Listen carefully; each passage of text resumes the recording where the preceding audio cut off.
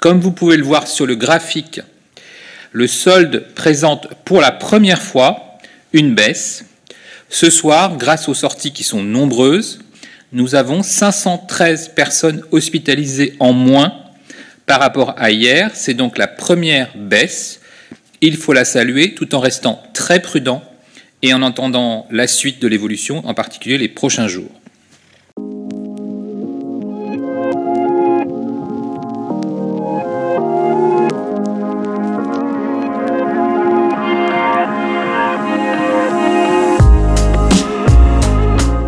Partout dans le monde. Plus de 2 millions de personnes sont désormais atteintes du Covid-19. Près de 129 000 en sont décédés, mais plus de 502 000 sont guéris. Les États-Unis sont le pays le plus touché au monde, avec 610 000 cas et 26 000 décès. L'Europe reste fortement impactée, avec 1 million de cas et plus de 84 000 décès.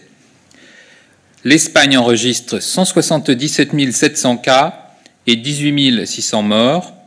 En Italie, l'épidémie est à l'origine de 162 500 cas et 21 000 décès.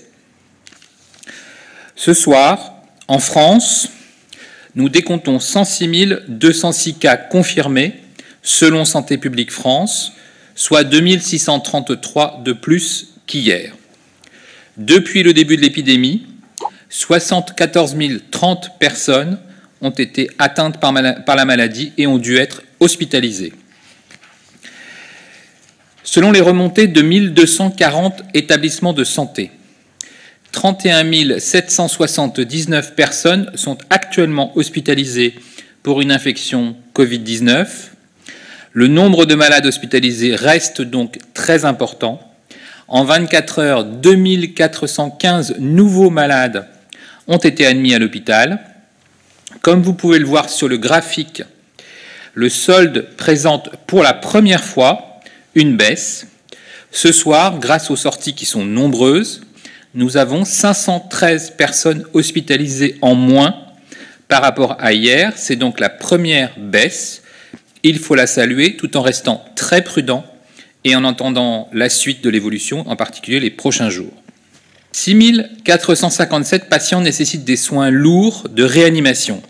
Un tiers de ces patients ont moins de 60 ans et l'on dénombre 99 patients de moins de 30 ans en réanimation. Au cours des dernières 24 heures, 284 nouveaux patients Covid-19 ont été admis en réanimation, c'est plus qu'hier. Cependant, le solde reste négatif depuis une semaine. Comme vous pouvez le voir sur ce second graphique, aujourd'hui, le solde est de 273 patients en moins. Une légère baisse des besoins en réanimation se confirme. Il faut noter qu'il existe toujours de fortes tensions dans certaines régions.